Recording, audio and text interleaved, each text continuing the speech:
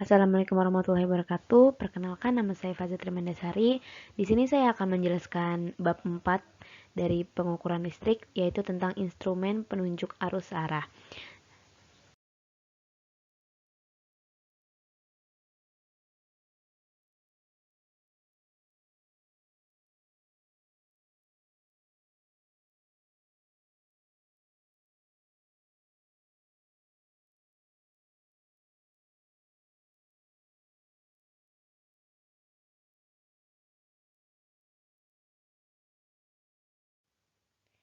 Nah, galvanometer suspensi ini sebuah kumparan yang digantung di dalam medan magnet yang dihasilkan oleh sebuah magnet permanen.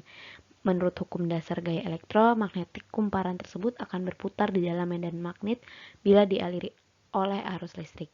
Nah, gantungan kumparan yang terbuat dari serabut halus berfungsi sebagai pembawa arus dari dalam ke kumparan, dan keelastisan serabut tersebut membangkitkan suatu torsi yang melawan perputaran kumparan. Kumparan akan terus berdefleksi sampai gaya elektromagnetiknya mengimbangi torsi mekanis lawan dari gantungan.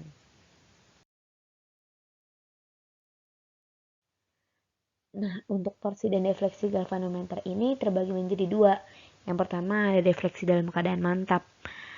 Walaupun galvanometer suspensi bukan instrumen yang praktis, tapi cara kerjanya itu diterapkan secara sama terhadap jenis yang lebih baru, yaitu PMMC.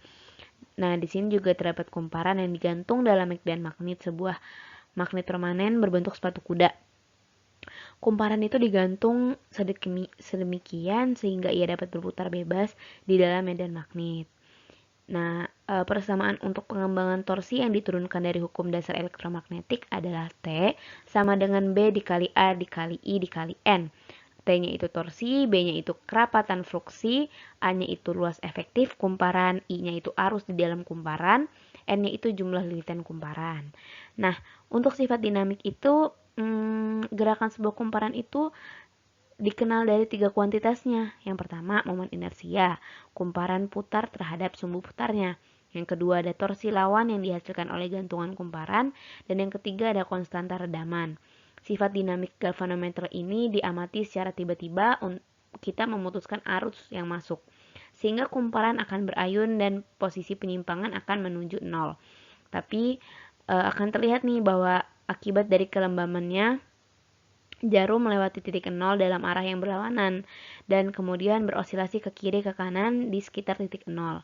Osilasi ini perlahan mengecil akibat dari redaman elemen yang berputar dan akhirnya jarum akan berhenti pada 0.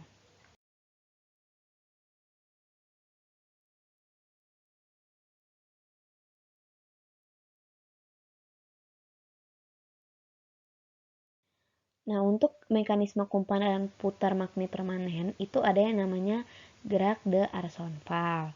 Nah, gerak de Arsonval ini menggunakan PMMC. Nah, tahanan seri tersebut membatasi arus ke alat ukur agar tidak melebihi arus skala penuh. Nah, yang kedua ada namanya kompensasi teratur. Nah, kompensasi teratur ini gerak dasar dari PMMC. Nah, tapi tidak memiliki sifat bawaan sensitif temperatur. Nah, temperaturnya ini bisa dikompensir dengan menggunakan tahanan seri yang sesuai dari bahan tembaga dan manganin. Keduanya kuat medan magnet dan regangan pegas berkurang terhadap kenaikan temperatur. Nah, perubahan ini cenderung membuat jarum membaca rendah pada suatu arus yang diberikan dengan kuat medan magnet dan tahanan kumparan. Nah, lalu yang ketiga ada suspensi taut band. Nah, pada sistem suspensi taut band ini kumparan digantung dengan menggunakan dua buah pita torsi. Mekanisme galvanometer jenis suspensi ini dikenal selama beberapa tahun sampai belakangan ini itu digunakan di dalam laboratorium, di mana diinginkan sensitivitas tinggi dan torsi yang sangat rendah karena arus yang kecil. Dalam instrumen ini juga diinginkan untuk meniadakan gesekan rendah yang dihasilkan oleh titik putar atau pivot dan jewel. Nah, galvanometer ini harus digunakan pada posisi tegak sebab bagian yang melengkung dalam tali itu menyebabkan sistem yang berputar menyentuh bagian mekanisme yang diam pada setiap posisi lainnya. Nah, untuk sensitivitas galvanometer ini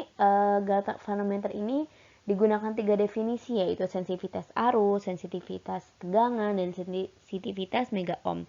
Sensitivitas arus itu didefinisikan sebagai perbandingan penyimpangan galvanometer terhadap arus yang menghasilkan defleksi tersebut.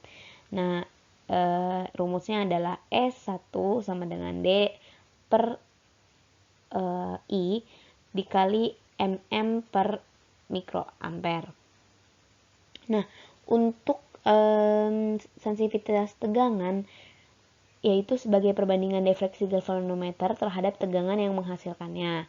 Makanya rumusnya SV sama dengan D dikali mm dibagi V dikali MV.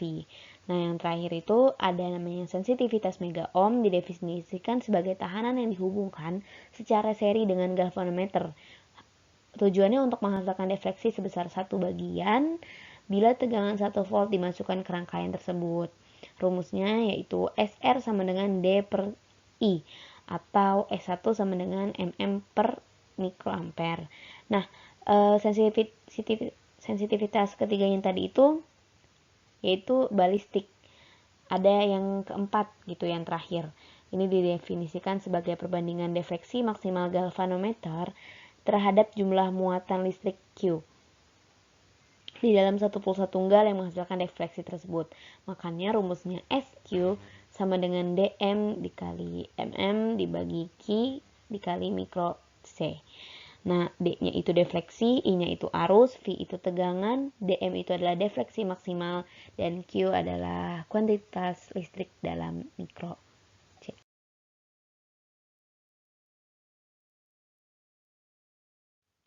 Nah, ampermeter arus searah ini secara komersil tersedia dalam berbagai rangkuman, dari 20 mikroampere sampai 50 ampere, skala penuh dengan sun yang berbeda di dalam alat ukur, dan sampai 50 ampere dengan sun luar. Ampermeter presisi jenis laboratorium dilengkapi dengan kalibrasi, sehingga pembacaan untuk setiap kesalahan pada skala dapat dikoreksi. Nah, tindakan pencegahan yang harus diperhatikan bila menggunakan sebuah ampermeter adalah jangan menghubungkan ampermeter ke sumber tegangan, karena tahanan yang rendah dia akan mengalirkan arus yang tinggi, sehingga dapat merusak alat. Sebuah ampermeter harus selalu dihubungkan seri terhadap beban yang mampu membatasi arus. Yang kedua, periksa polaritas. Polaritas yang terbalik menyebabkan defleksi yang berlawanan yang dapat merusak jarum penunjuk. Bila menggunakan alat ukur rangkuman ganda, mula-mula gunakan rangkuman yang tertinggi.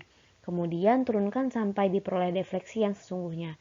Untuk memperbesar ketelitian pengukuran, gunakan rangkuman yang akan menghasilkan pembacaan terdekat ke skala penuh. Mungkin itu yang bisa saya sampaikan. Kurang lebihnya mohon maaf. Wassalamualaikum warahmatullahi wabarakatuh.